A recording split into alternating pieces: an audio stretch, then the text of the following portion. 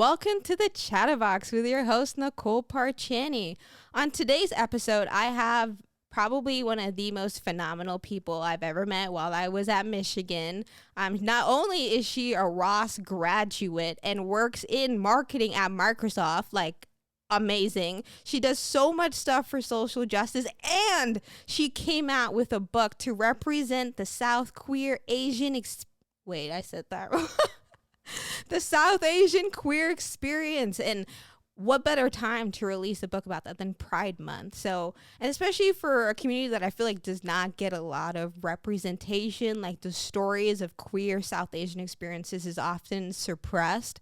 It's really awesome to see you talk about this because I know so many people that are like struggling with this even today, like being, Indian or South Asian in, whatever way they want to identify themselves. And they struggle because there's like this barrier that they have to deal with because of our culture, which stressful. But before we get into that, like, I'm so happy to have you here. Like, how are you doing?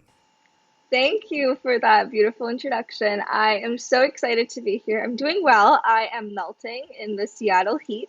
I feel. Um, but overall doing well, like riding the high after our launch party yesterday, I think for sure, and really just trying to live in the moment. Today I was like, I am unplugging. I'm only doing this podcast, and then I am just relaxing. I'm not doing any work because it's been exhausting. Yeah, and the heat definitely doesn't help, but you got to celebrate. Like, this is a huge milestone. Like, publishing a book, sis, like, that takes so much work and effort. And I remember when you were telling me just about the idea to write this book, and like, you manifested that shit. Like, it's here. You can buy it.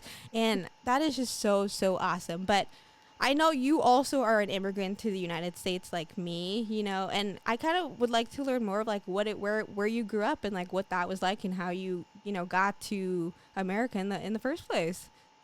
Yeah, so I think you and I have like that similar foreign background and experience. I was born in India, in Kerala, South India, and I was there for like less than a year. I moved to Ghana in West Africa, and I lived there for about 6 years. And then I moved to South Africa and lived there for about, I want to say like 12 years. And then I moved to the US for college at the University of Michigan, and was there for about 4 years and then moved to Seattle. So really, spread my wings as far as I could Yeah. and yeah, just tried a bunch of new things and moved around a bunch. But I love it. I don't think I would have wanted my life any other way because I think it's really shaped who I am and what I believe in. Yeah, I'm curious. So, like, how was it living in different African countries? Because I've never had the opportunity to. I was going to visit Ghana, but I never actually got to go. But what was it actually like living? Especially, like, I'm assuming you were living in South Africa post apartheid. But I'm curious, like, what it was like living there, especially being, a person of color. Yeah, so South Africa specifically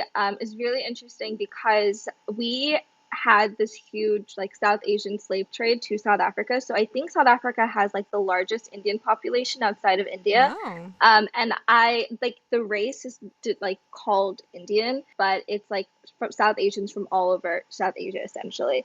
They're just bucketed into that terminology. So it was nice because I never really felt alone in that identity. Like I think you go to a lot of places and it's like hard to find people who look like you. But it wasn't, except for the fact that obviously, these Indians in South Africa, these South African Indians had been there for about 6 generations. And I still didn't really fit that scope. Like I had a very different identity, a very different experience. And I think that's part of being a third culture kid is like you move around so much, but and you're never gonna really be able to define what home means to you, and that's gonna make it challenging to really identify with any one group of people or call any group of people like yours. And but I think I've had the privilege to be able to call so many groups of people my own because of these experiences. yeah. So South Africa specifically, post-apartheid, I think there is still a lot of racial tension, obviously, and a lot of unconscious segregation, I think, that happens just by so many different pieces of intersectional identities, like socioeconomic status, job Yeah. opportunities, things like that. But I also think that you're never going to find a group of people that are as like kind and warm and welcoming, in my experience, I also do want to like give the caveat that I had so much privilege to be able to live in these countries, and I live, Yeah. pretty well off. So I do not want to say that I'm speaking for the entire South African experience or Ghanaian experience, because that wouldn't be the case. Yeah. Did you feel like you had culture shock when you moved to the States, or because you had moved before, it was like easier adapting to different cultures? Oh, 100% culture shock. Like it was nothing like what I imagined America to be. It was nothing like anything I'd lived in before. Because I mean, you have to realize everywhere I lived before was like it was kind of like a developing country, right? So the way that like Mm-hmm. oh my God, this is gonna sound so bad, but like the way you get out of like parking tickets, the way you like practice living life, like it's all just very different. Yeah. Also, like going to this is such a random example, but like going to the like with the DMV, the like Mm-hmm. whatever that's called, Yeah. like in South Africa, we would go like to get my driver's license. I went there at like 5:30 a.m. with the hope that they would see me before like 3 4 p.m. because like lines started that long and it was just so slow. Here, people were Wow. complaining about having to get there at like 9 a.m. and you would still be done by like 10, like 11. You're I like, was I've like, had it worse than you, yeah, sis. I was like, what are you talking about? Like, oh my God. You're But like, you didn't have to wake up at 5 o'clock. right.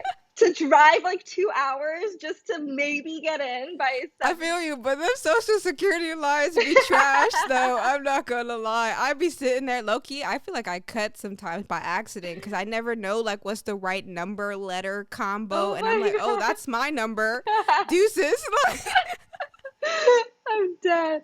I'm dead. But I think the biggest culture shock for me was like the sense of humor. I don't know if you felt that moving to the US, but like the way that like things are funny and like the way that you tell jokes, like the way I think it's just like a colloquial thing that like Like I sarcasm and like stuff. sarcasm, like I don't know even how to describe it, but I feel like I was so funny in South Africa that like when I moved here for like the first year, I was struggling to figure out how to be funny. And I was like, how to like build relationships, how to like make friendships because it's just so different. And you have to kind of like adapt the people to it. I think Michigan is a really unique subset of people because everyone's so smart and so driven. And so you really have to like find your niche within that as well. Yeah, I mean, I think when I moved to the States, it was a culture shock in that I didn't know like what you had to do. You know, like at least like setting up your life in America, like nobody told Mm, me like wait, like oh you need health care. If you don't, they will penalize you. I didn't know that. yeah. I was just like healthcare expensive. We don't need that.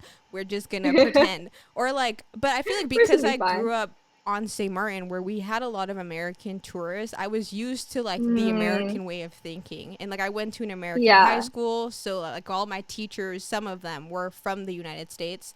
So I felt like in that regard, was almost like being trained to live in America because I was like exposed to the culture from such a young age. Mm, But I definitely will say like Americans are different than like I don't know like I feel like in the Caribbean people are more approachable or friendly. Like I could hug somebody and it not be weird, but I would never mm-hmm. dare to go and just hug somebody Mm-hmm. here. Like I just would not even do it just because I would be so afraid of them like being like what is wrong with you. And like on the Dutch side like we kiss 3 times on the cheek, on the front side you kiss twice.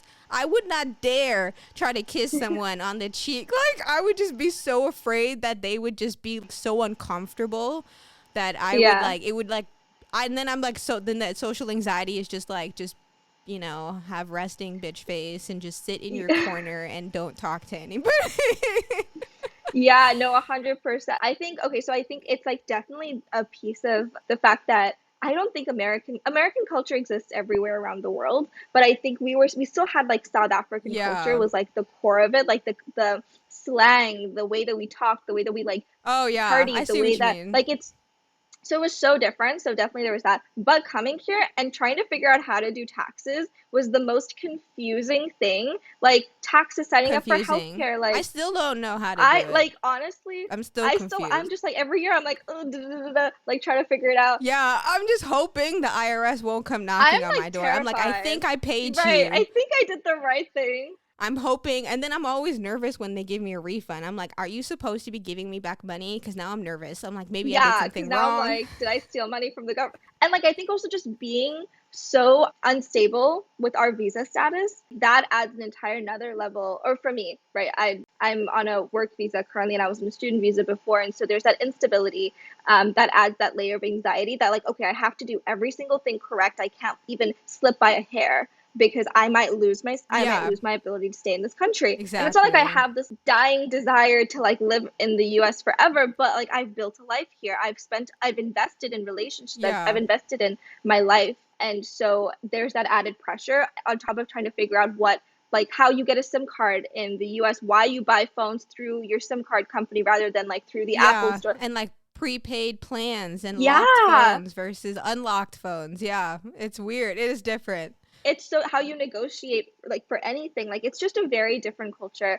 Yeah. But yeah, and then in terms of the physical touch thing too, like back home, like me and my friends would like hold hands and like hug and like all of this stuff, like kiss on the cheek. You don't do that here. People are so averse to physical touch. Especially your different genders too. It's Yeah. even worse. If I have a male friend, Will would think I was crazy if I like sat next to a male friend of mine. He'd be like, "That's disrespectful." Like as a Yeah. And man, it's like like you're not my at girl. Why would you do that? And I'm like, "What do you mean, bro? That's my friend." yeah, and it's so and also like with like the other gender thing. So like back home, I mean, this is like there's like a lot of hypermasculinity I think just exists. It's like pervasive around the world. In South Africa specifically, part of how that comes out is if like for in like the South African Indian community and with like my friend group, if I would go out to like dinner with one of my guy friends, we would literally be fighting to pay the bill. Like it's like the guys pay the bill regardless. Like even Yes, if you're you're right. just friends, like the guy still He has to like pay. why are you Yeah. paying? And so and even in like girlfriend groups, like I would go out to dinner and we would all like kind of fight over like who's gonna pay the bill. Like it's just like a cultural thing I think of like I want to take care of Yeah. you, like this is how I'm gonna do it. In the US it's not like that at all. Like I feel like if you offer to pay the bill people would be like, oh yeah, sure, like thank you. They're like, "Take it. Pay Right. that." I don't It's want to such pay. a different culture. And I think it's like that like idea of like in India and South Africa and Ghana, it's all about community. Like community comes first. We want to Yeah. take care of each other, number one.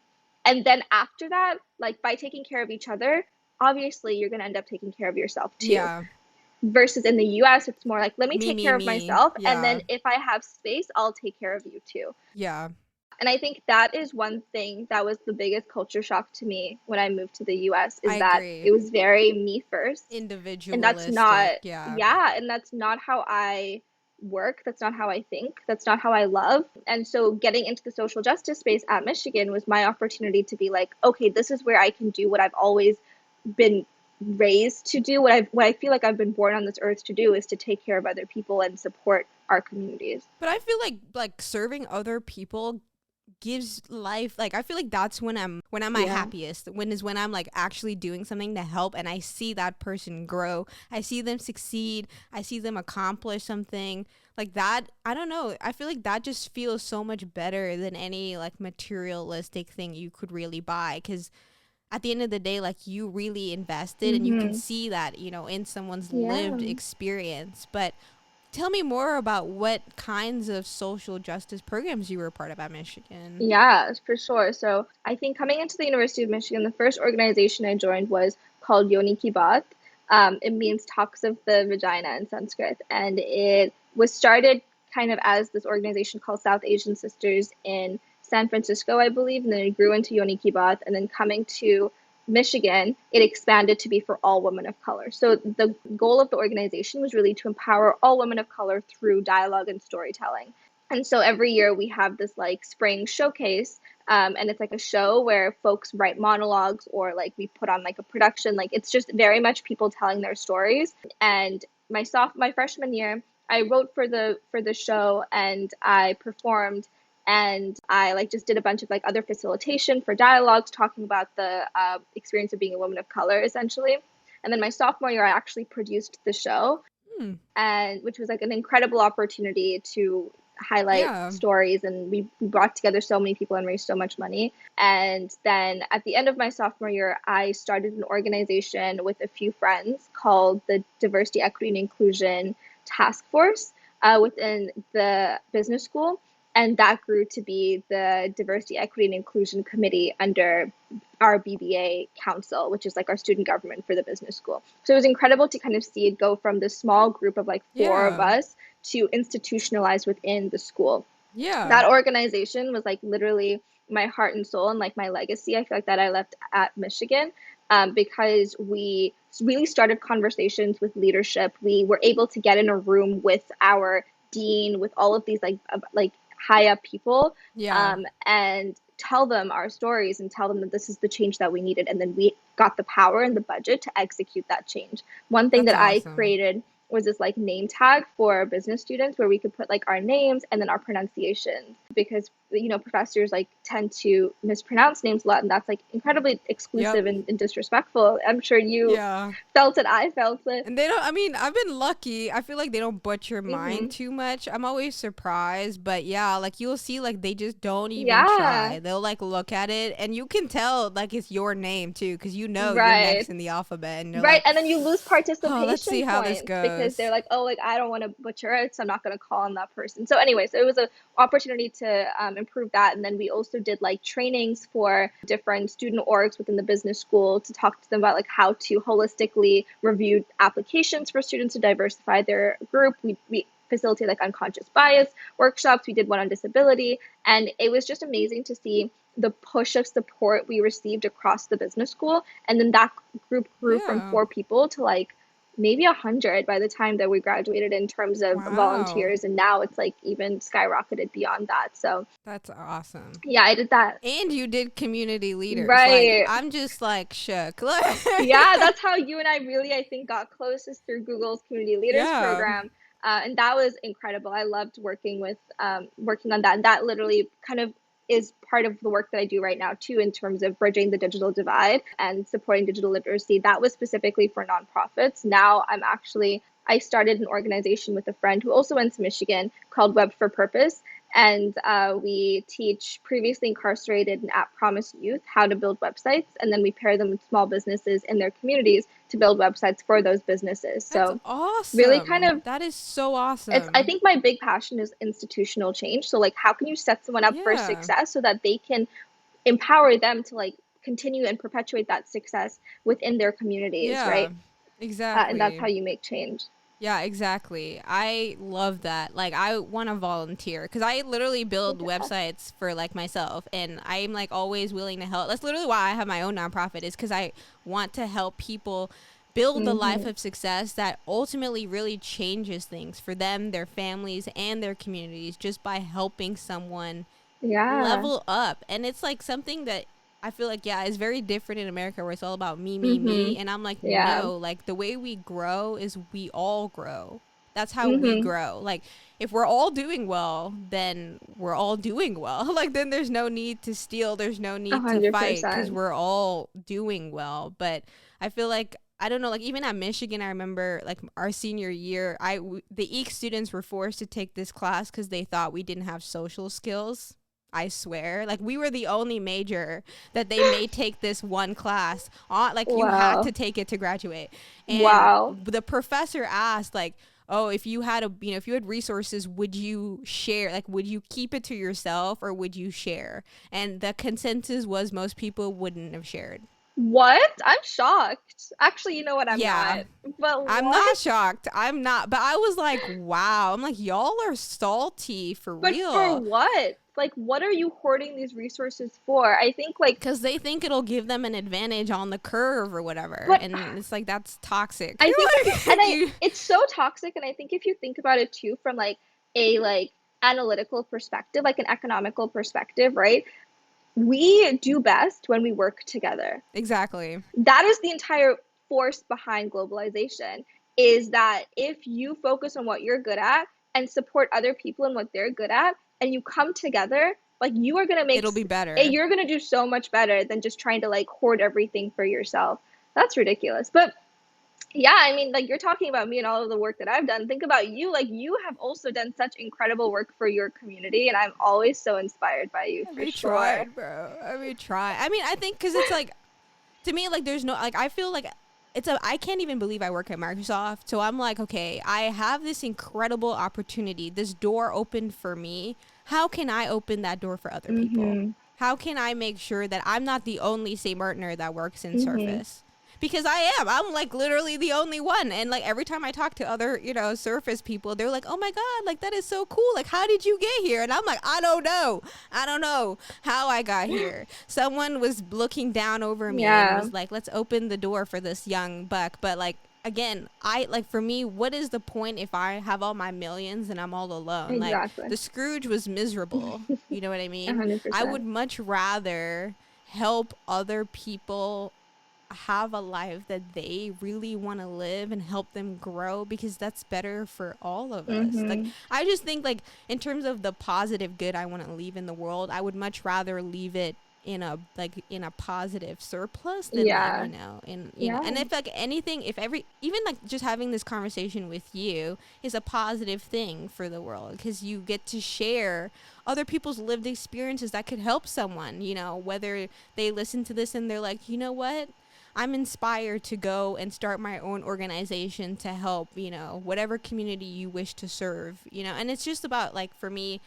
showing people that if we can do it together, like, I agree. The reason we're in this civilization is because we work better together, and the only way we're going to solve any of the problems that we all face is collectively. Right, 100%. And, so it's all about lift as you climb, I think. Exactly. Yes.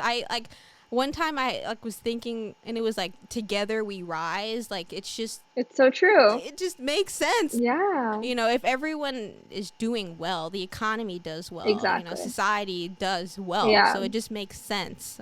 To me, it makes sense. But you also do incredible stuff for diversity at Microsoft, and you've released campaigns about it, and I've watched the videos and they're so amazing. So could you talk about a little bit about like what you do for diversity at Microsoft as well? Because I think it's phenomenal, like absolutely phenomenal. Yeah, I mean, I have to give kudos to my manager this year. He has been incredibly supportive in all my goals and dreams, and the team, of course. But I had the opportunity, so I'm a brand strategist currently. I'm also in the ACE rotational program, so my role would end in August and I'd move into a different role at Microsoft. But for now, I'm a brand strategist. And part of that role was really bringing our brand narrative to life. And that is all about, for Azure, is all about like how Microsoft Azure is like your ally in the cloud. Like, how are we going to help you invent with purpose? But thinking about all of our cloud platforms, like that's kind of the goal, is how can we be the platform that allows other people to solve their problems and excel in the way that they want to excel. I started this documentary series where we highlight early in career developers in Latin America and Africa and showcase how they're using our cloud technologies to really transform their communities. And it really came out of a recognition of just a lack of representation in the way that we think, in the way that we see developers, the way that we think about developers, and kind of like destabilizing what it means to be a software engineer, what it means to be a computer science person, what it means to be a what it means to be in tech. Because it doesn't mean just one thing. It means so many things. And there's so many uses of our technology. Like honestly, finding these stories wasn't even hard. Like, there are so many people using technology to transform and change their communities and help people. So it was amazing. And so our first episode was about how this young developer in Mexico is using our cloud learning courses to bridge the digital divide in Latin America. And he teaches up to 5,000 people per workshop. And he's just really teaching them how they can get onto this cloud technology and use it to do whatever they want to do, which is really cool. And then the second episode follows these two sisters in South Africa and how they're using Microsoft Azure and GitHub to build this app to combat gender-based violence, which is a horrible issue in South Africa. And impacts 1 out of 3 women, I think. And so their app really just supports them in finding help and seeking help and the resources that they need to be safe.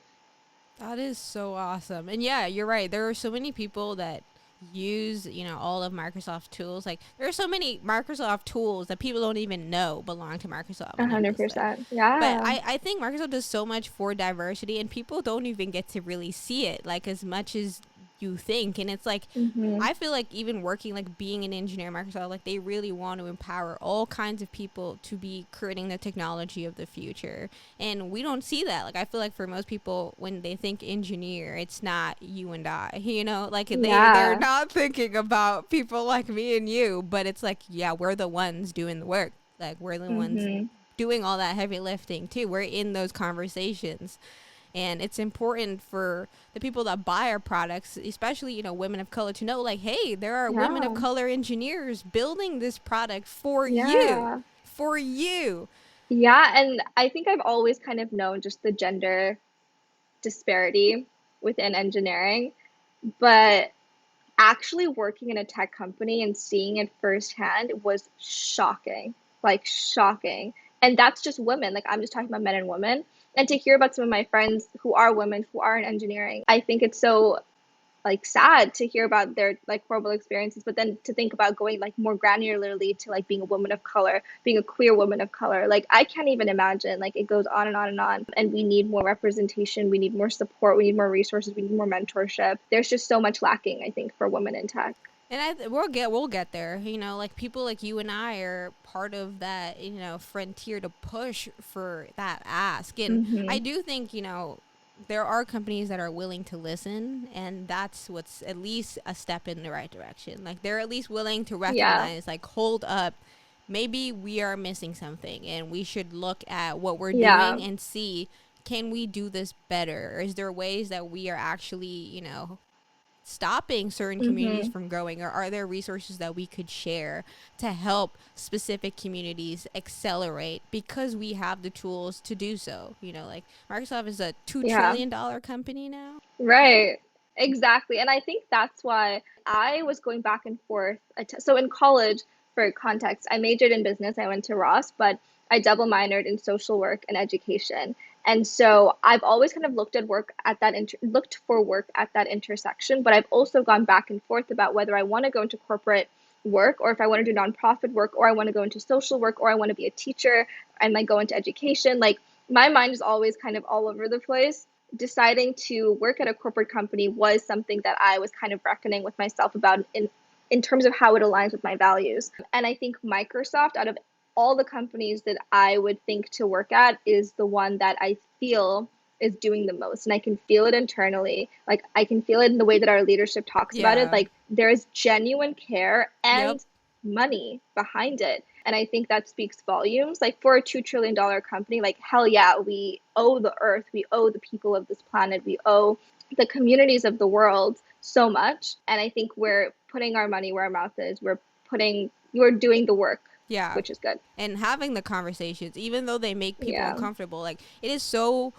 I remember when I first joined, like when back in August, I believe like Ricardo, who's like our like, you know, like there's Panos, but then Ricardo's head of quality in Surface, and he was talking about like this was around like during Black Lives Matter when all, you know, the protests and all that. He was like Mm-hmm. really telling people like, we want our employees to be aware of this. We want us as a company to Mm-hmm. be a company where we're fighting against this. But the only way we can Yeah. do that is to first educate ourselves.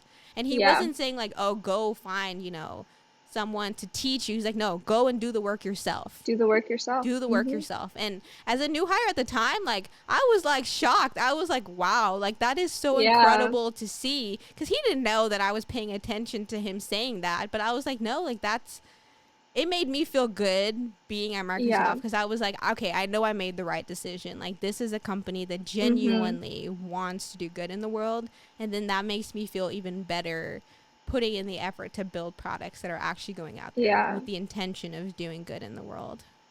Yeah, 1,000,000%. Like, and I think just the seeing leadership endorse this, but then also seeing leadership be like, yeah, actually, I did not know this was going on. I did not know this was as big of an issue. And that's human because I think when you're Exactly. living your human experience, you're so siloed into the struggles that you have. Like, we all have so much going on. It's a lot to take on someone else's Yeah. experience too, as important as it is. So it's good for them to recognize, like, no, I didn't know. I educated myself. I would love for you to educate yourself. As a community internally, we need to fix things.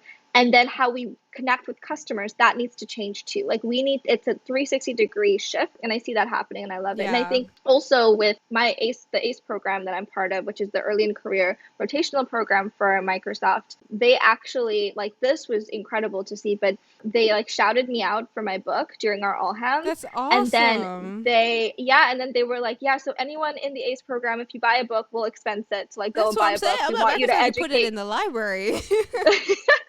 But it's so cool because it's like they were literally like, we want you, this is such an important human experience for you to learn about. This is an intersectional experience that doesn't get a lot of traction. We want you to educate yourself, so like buy this book, we'll expense it. And I think seeing that, like seeing these pushes where they're supporting my work, like so much of my work. For example, I'm on the board of Out at MCB, which is our LGBTQ employee resource group for marketing and consumer business.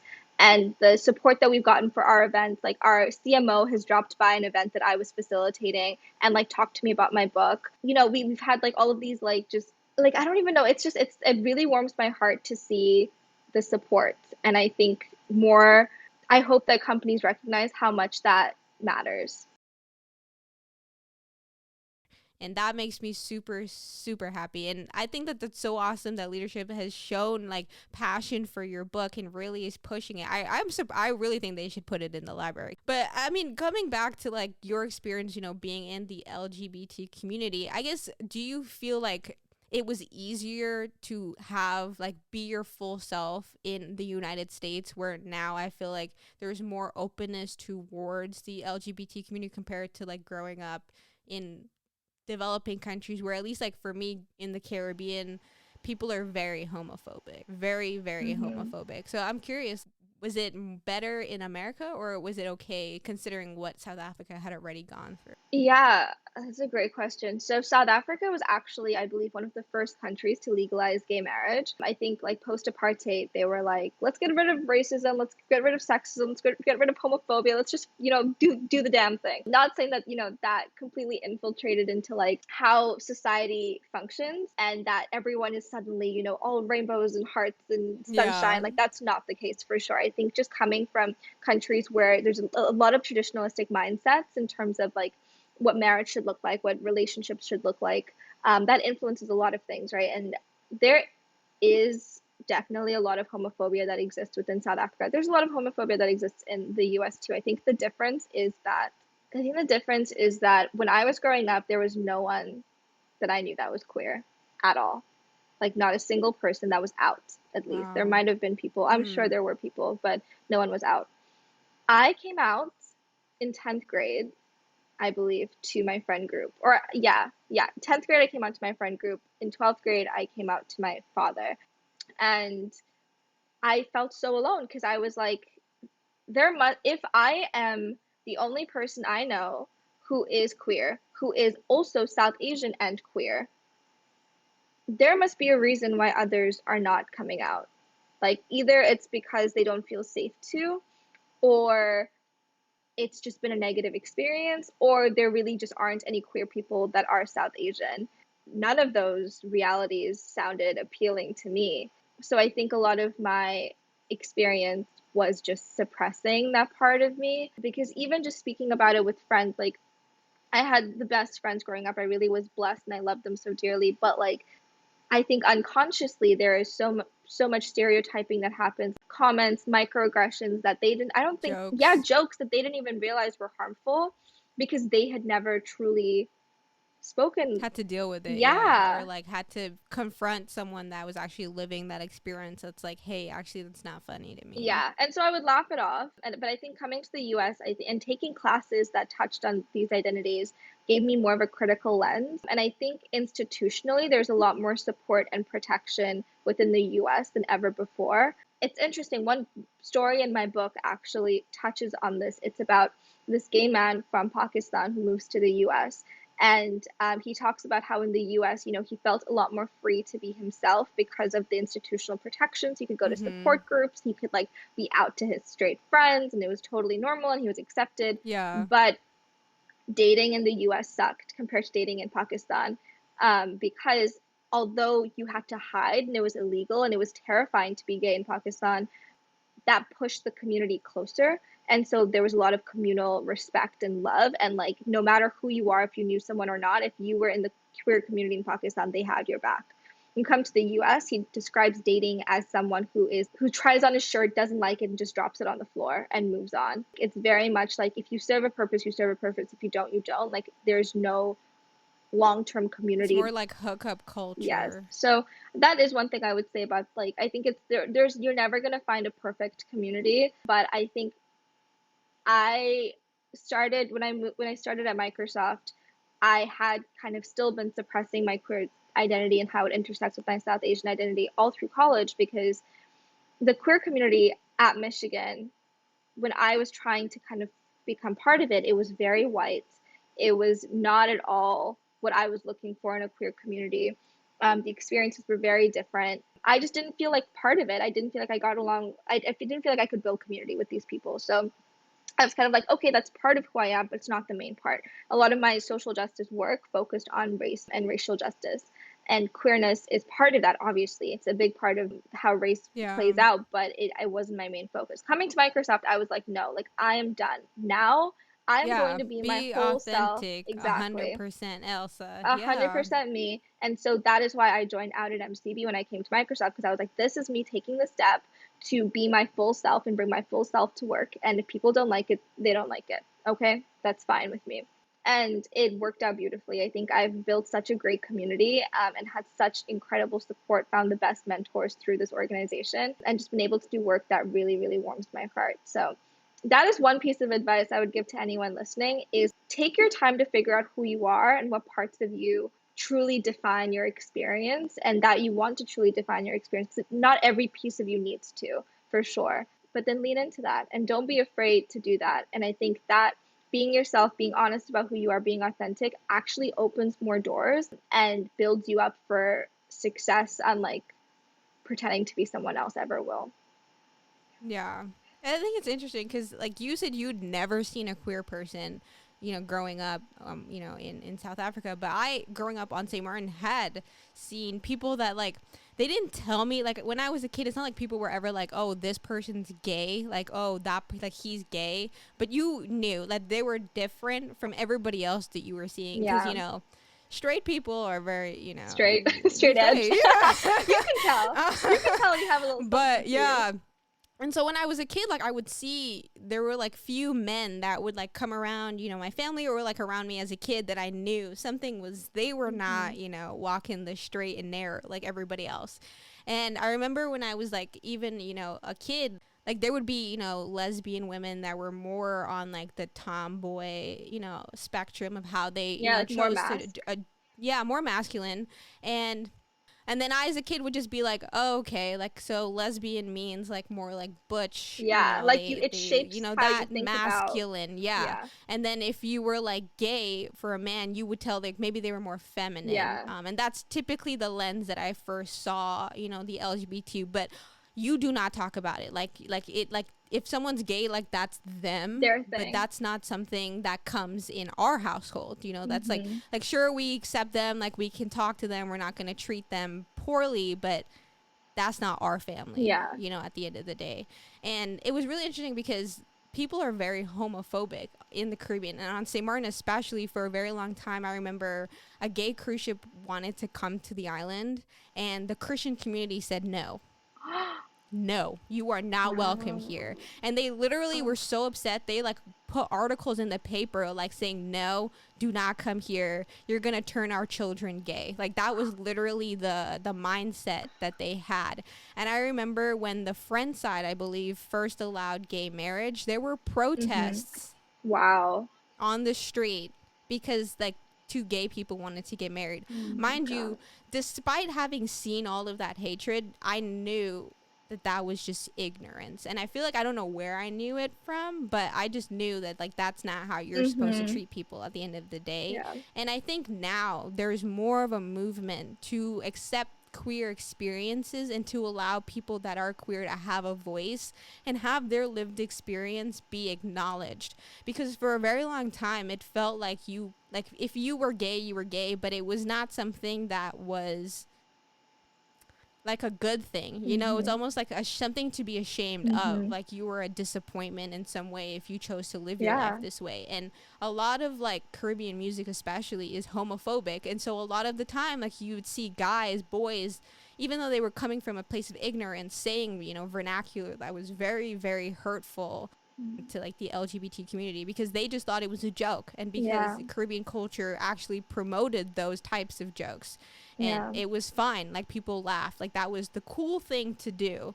But I think now people are changing. As much as I, at the time when I was in high school, nobody came out as gay, like I think now more people are okay with identifying that way and having people look at them that way. But I remember when I first, like when I, because I don't really like labels personally, but if I had to, you know, put myself in a category, I guess I would be bi. Mhm. But I knew when I was a kid, like I would, like I was never into all girls, but there would be certain girls that, you know, I was just like, There's I something don't about know those her. thoughts. Yeah, those thoughts Yeah. I don't think normal people have. But again, I would Mhm. suppress it because I was ashamed of feeling like I would ever go down that road. So, and Yeah. I like boys too, so I was like, I'm gonna just stick to that side because that Yeah, side it's the won't get me in safer trouble. side. That side is Mhm. safe. And I remember like when I was like, okay, I'm finally have the courage just to tell my dad, like, hey, just so you know, like as much as I'm in a heterosexual relationship right now, I love William. He's like my favorite person. I I love wanted William. to be authentic. I wanted him to know Mhm. at the end of the day, like, look, your child is in fact, you know, not maybe Yeah. what you expected, but literally the title of your book, I hope you will still love me, was the thought in my Mhm. head. Like, I hope if I tell you this, you're not gonna look at me and be like, Oh, I damn, know. that's my kid. Like, oh, now I'm stuck with this one that's all Yeah. messed up now. And it's so crazy because I feel like for Indians especially, it's not something that's accepted because it's always, what will people say? Yeah. That's What will the always what will community people think say. if people find out about this? You know, like, Yeah.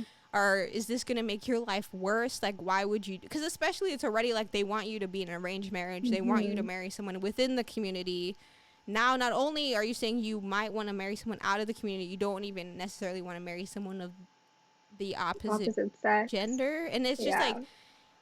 not something that goes over well. So I'm curious, like, how was it for you when you came out to your dad? Because I'm sure, like, I was really, really scared that my dad was gonna be like, I'm disappointed in you, Yeah. but now he Yeah. loves me, and so it's all good. But I love that for you. but I like think, even in that, yeah, it was scary. yeah. Oh my God. Also, I just got goosebumps when you were talking about like the Oh, title and like how you felt like, oh my God, I think that's okay. I'll like give you context about the title in a second, but let me answer your question first. I also have questions for you because yeah, sure, whatever. go ahead. Um, but yeah, so essentially, when I told my dad, I don't know if you've ever felt this way, but I think you and I have a lot of privilege too in the queer community because we're pretty straight passing and we present as femme and like, Yeah, you know, it's like and we're like I date both men and women as well and everything in between too. So I think I have that like kind of like safety net of what like my happily ever after is going to look like. At the yeah, same time, that almost excludes me. I feel kind of excluded from the queer community sometimes because too it's like because I you're feel not like really a part of it. You're like exactly. you're walking the fence, like you're Yeah. cheating. And I feel that that. but I feel fully queer, but I don't know if the queer community sees me fully in my queerness. And coming out to my dad, I honestly, I don't even remember why I decided to do it, but I basically, we went out to get food and I was telling him about just like my life and I started breaking down and he can tell and I think my like I love my parents so much, but like we don't really like talk about like deep stuff. I think that might just be like a South Asian thing. It's like you talk about what you need to talk about, but you don't Yeah, you don't cross want to that talk fence about anything that's taboo too and will make them, personal, yeah, make them that'll make them uncomfortable. uncomfortable. And so I think him seeing me break down like that, he was like, "Oh, like shit, this is serious." And then I told him, and he kind of looked at me and he was like, "Did you think this was going to change anything? Like, did you think this was going to go badly? Like, why are you crying?" And I was like, I just didn't really know what to Yeah. expect. And he was so supportive. Like, I think my dad is like, what? Oh my God, I'm gonna get emotional. I know, like it makes you emotional. I Yeah, oh my feel. God. But when I think about like being a good parent, I think about my dad like wholeheartedly. Like I think all parents make mistakes for sure, and like he's not perfect, but I think that he does his best, and he truly shows me that like, there like unconditional love is how you should be Yeah. parenting. Anyway, okay, let me get Yeah. over this. I But know. You're just like it's gonna. Even when I was telling you, I was trying not to cry too. So oh my God, no, it's like I think parents have such a, especially in the South Asian community, I think parents like define so much for you.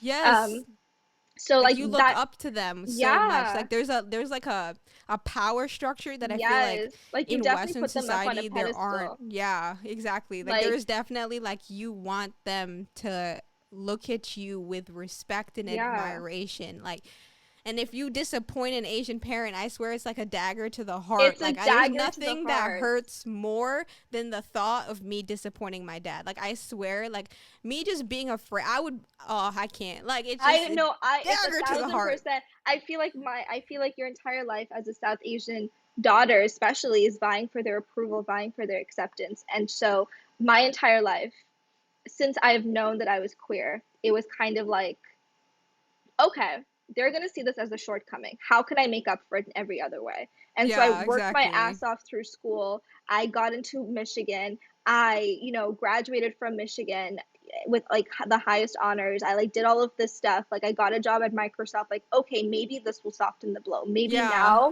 Maybe they will now this still will be, love me. they will still love It me. won't Exactly. be like yeah, they won't throw me away and They say won't, like I'm done. exactly. Yeah. And so I came out to my dad in 12th grade. He was really supportive, but we just kind of never talked about it again. At the end of my freshman year of college, trigger warning, but I was dating a girl or like talking to a girl who took her life. And that was the first time my dad and I talked about it again because I just wasn't doing well. And again, I don't reach out to my family unless like I really, really need them. So I think Yeah. calling my dad at that moment, which was like I think one of the hardest, lowest moments, he was like that's I think when it kind of like crystallized for him that like okay, like this is serious. And then writing the book, honestly, the title of the book.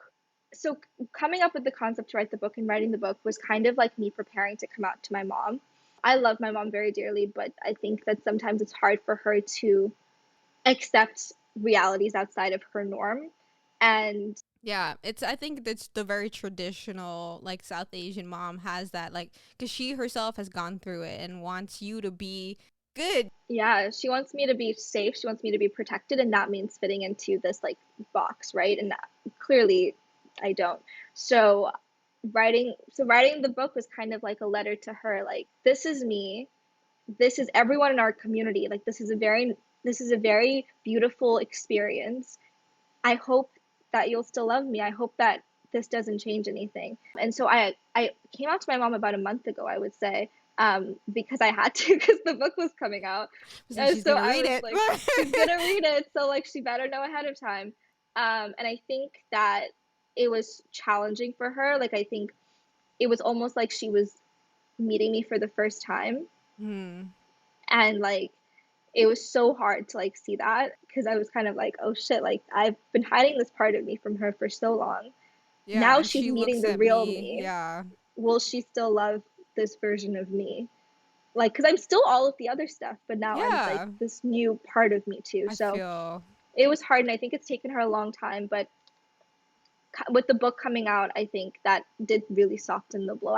This isn't my like PSA to everyone. Like, if you're gonna come out, write a book. I think that's just easy. That's not what I'm saying at all. Like, but but this was I just think your journey. it was Yeah. my journey. It was my way of like showing her that I'm going to be unapologetically myself. And you That's not going to should. You change. should be But I hope, unapologetically you. but I Yeah. hope you'll still love me. I hope you'll join me on this journey. Yeah, that is so lovely. And yeah, like that the title I swear really hits home cuz when I read it I was like, yes.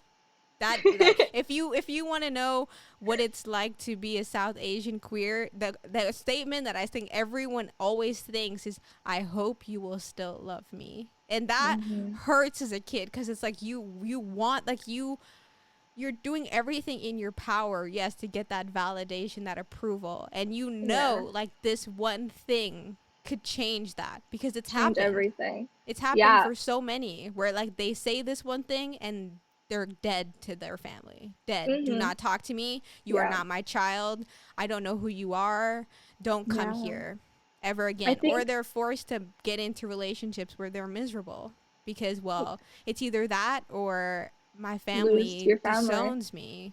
Yeah. And I think in like white communities, and this is like might be stereotyping, it's so much easier for them to cut the ties and for them to be like, if you don't accept me, that's fine. Like it's I'll just move out, I'll like live by myself. And I think it's not the same thing. Like if you look at the cover of the book, it's like this bird, right, escaping the cage, but the bird is made from the cage. And so as it flies, it's kind of reshaping the cage, but it's still connected. And I think that's a lot of how I think about the queer South Asian experience is that our culture, our ethnicity, our religion, our people put us in this cage. Like they really confine us truly. They're so strict about what our experience should look like. And it's so hard to live in that cage. Very, very And we hard. want to escape. We want to escape. We want to leave. But at the same time, like it's such a beautiful culture and we love our people so much. And there really is such a community behind it that you don't want to lose that community. You just want to reshape what that community looks Looks like. like exactly. To just include you. That's it. Exactly. Just to include you. Yeah. To let And you fly, but to let you come back home too. yeah, for sure. And yeah, I can't wait to read the book because like I am super because I know like there's so many people, especially where I grew up, that are struggling to come out or don't even know how to define themselves or how to accept themselves because it's always like, I hope you will still love me. Like I don't like Yeah. what are people gonna say What if are I people tell gonna say? you this part? And I'm really really lucky. Like I told my mom before I told my dad because my mom is like the most open minded, loving soul on this planet, but my dad is like that more like stricter, Mm-hmm. Indian dad. He's a rebel, don't get me wrong. Like I love my dad. He's a rebel. He married outside of his race. Like that's not something that Wow. happens, Yeah. already within Wow. Asian, culture. But like I was so afraid, and he was also like, why are you like he felt bad that I was so afraid to tell him. Yeah, that was exactly my dad's reaction He too. was And I like, think that showcases love for real. yeah, exactly. He's like, I love you. Like, I've literally been there since you were a baby. Like, you threw up, poop, peed on me. I will always love you, no matter Yeah. what. And it's like, but it's so hard because, yeah, you're part of this 'Cause you never know. culture that does sometimes feel like a cage or a box that it Mm-hmm. wants you to fit in. But I felt like from the day I was born, it was hard for me to fit in that box just because I was mixed from the get go. Yeah. I already knew I was like, they're not gonna accept me as one And of it's them, interesting anyways. too, because like neither of your parents are going to know your experience either, right? Because neither of them have that mixed background. Yeah, and it's like, but at the end of the day, I'm very blessed, I think, to have parents that are open-minded, but it's also like not something that's ever going to affect anybody else. So that's like I appreciate that like you have coming out experiences, but I also hate that you have to have them. I just wish Yeah. it was like, "Oh, you're gay? Cool." Like I'm I think, straight. Like yeah. hello. Like or like it doesn't matter. It's like, "Oh, yeah, like Hmm. just like your name's Elsa." It'd be like, "Oh, she likes girls." Oh, cool. Good for Yeah, you. like normal. And I Be like, think there are two things I want to talk about connected to that. Like first is obviously like bi erasure, because I think when you say like this identity, this piece of you is not going to affect anyone else, I don't agree with that. Like you just talking about it on this podcast, like, and I think the experience of being queer in a heterosexual or seemingly heterosexual relationship is so hard because you really are without like you're so happy where you are, but it's almost like you're hiding a part of yourself, but you're not because you do exist as your whole self, and it does impact others. So I want you to recognize that too. Like it's "Oh, so you're powerful right. that you're You're even right. speaking about that. I And appreciate there that." are stories in the book about that too. So that's one part. The second part is I think it's so interesting when parents who were rebels, who like my parents are both of different religions, and there was so much conflict when they were going to get married. Your parents are different races, and it's like if you were open to that, right? If you can see over that, why is this a hurdle for you? Exactly. It's like you already broke tradition. Like, how are you to Yeah, judge? Like, you should not be exactly. pointing fingers, sir. Like, you judge Like you shit should too. get it. Like Yeah, out of exactly. anyone, you should get it. So yeah, so I think that's really interesting too. But I think the idea of bi erasure overall is something that I wish we talked about more. The idea of like you said, like you don't like labels. A lot of people in the queer community don't like labels because people will call you out for it. Like within the queer community too, there's so much judgment over what it means to be queer. It's like, I just like what I like. I like what like there's a story in the book called My Queer Relationship with Queerness, and the writer talks about that, and it's so real that like the umbrella term of queerness is so much safer to use because I identify as pansexual, but when I say pansexual, there's just it's just hard because I think people kind of are like, oh, but like then you're not really like, are you really gay? Like, are you really in the So it's like you're community? just doing whatever Yeah. comes your way, So huh? Like, you're just being exactly. selfish. You're Or just you trying just to, sleep with everyone and like you'll never be yeah, satisfied. Like there's just so many stereotypes that I feel like just saying queer is the safest one. And we need safety within our community. We need safety across communities. Like I just think as a human race, as a population, we need to just let people be who they want to be. exactly. Let them live their life. If it's not hurting you, if it's all consensual, like, why Yes. do you care? If a man wants to Why wear do a you skirt, care? let him wear the skirt. He wants to put on Yeah. drag makeup, be fierce, sis. You better stunt on that Period. runway. Like, I don't know Exactly. why anybody cares, but I feel like to me, it's just like, I feel like some people, like if you've been hated or you've been bullied, you bully back, as like a defense mechanism, or like I think sometimes out of love too, that Mm-hmm. hate comes out because it's like they want the best for you. They want you to go to heaven, they want you to be up there with them. And so by them hating you, it's them trying to love you, Protect but they you. don't know how to Yeah. love you with the ideologies that they believe. And so it's like A a hundred percent. conflict. I just don't understand. I feel like all humans at the end of the day, like God made you that way. Like I like people whenever Yeah. people say like, "Oh, the gays will make you gay." I'm like, I don't think you understand how that works. I Like I don't think don't you get think it. that's I am not I think, into what I'm into because of other people. Like it's just yeah, how I feel. oh, it's a hard thing to balance. Also, like just touching on religion, I know you just kind of mentioned that. It's so interesting. Growing up, I wasn't really religious. Like, I didn't really practice that regularly. And then I recently, over the past like 3 or 4 years, have gotten a lot more religious. Like, now I listen to sermons every week. Like, I try to attend church like pre pandemic. And obviously, it's all about finding the right one. But I think it's almost helped me. And this is not the case for every queer person at all, because I think there is so much homophobia in the church. But it's helped me recognize that at the end of the day, the only person that I have to answer It's to is you. God. Oh God. It's me and it's oh, I was like, me you gotta too. answer to you. You're right, God No, and but you're you. right. It's me and God. And I feel like I have a strong relationship with God, and I feel like and I know God loves me no matter what. Same. And I think the God that I pray to, the God that I practice with, understands queerness, understands that there is life beyond the binary, and embraces that and loves me for that. And I'm not scared of that.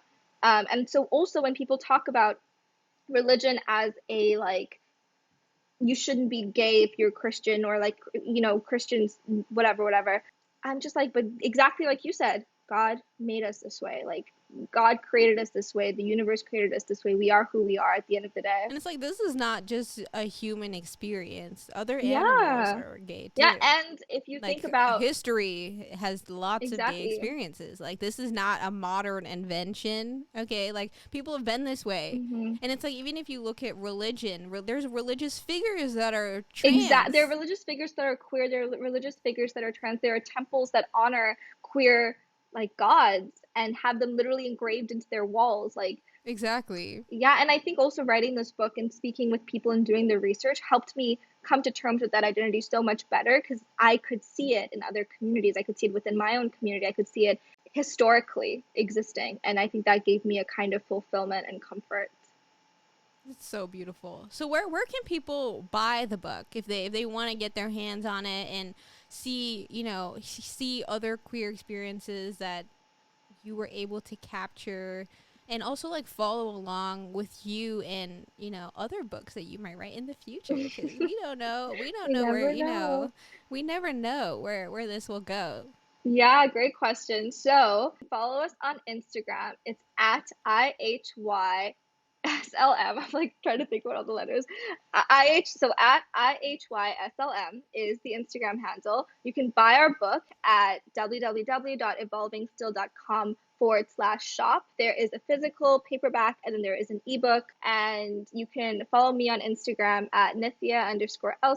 If you want to follow along on my journey, yeah, there's a lot of cool things happening, so definitely follow along. Yeah, and I can't wait to get my copy. Like I need to literally just do it. I just like delay purchases, but I just need to buy it. Like especially because I think it's such an important book. Like there really are not stories about South Asians that are queer, and I think it's important for the community to see that these people exist and they are worthy. They matter. They have value. Like because there are other people that are struggling with this. They don't know how to feel, and I know it on my island. Like there are so many people that are just so afraid because of how I have grown up and heard the narrative of how people, you know, in the LGBTQ are treated.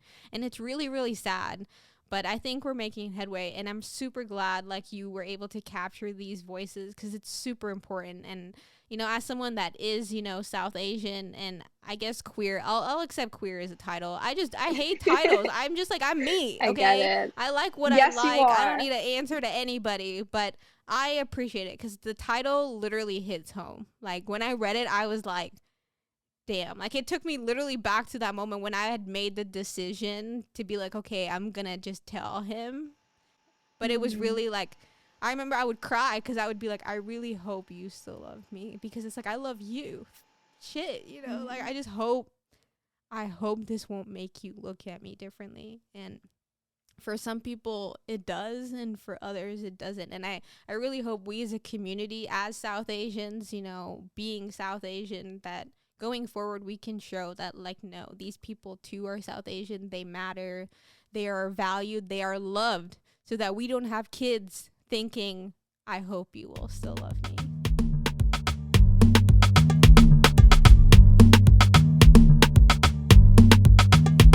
Thanks for listening to this episode of The Chattabox. If you enjoyed this episode, be sure to show your support by subscribing to this podcast and leaving us a review. Follow us on Instagram at the.chattabox for teasers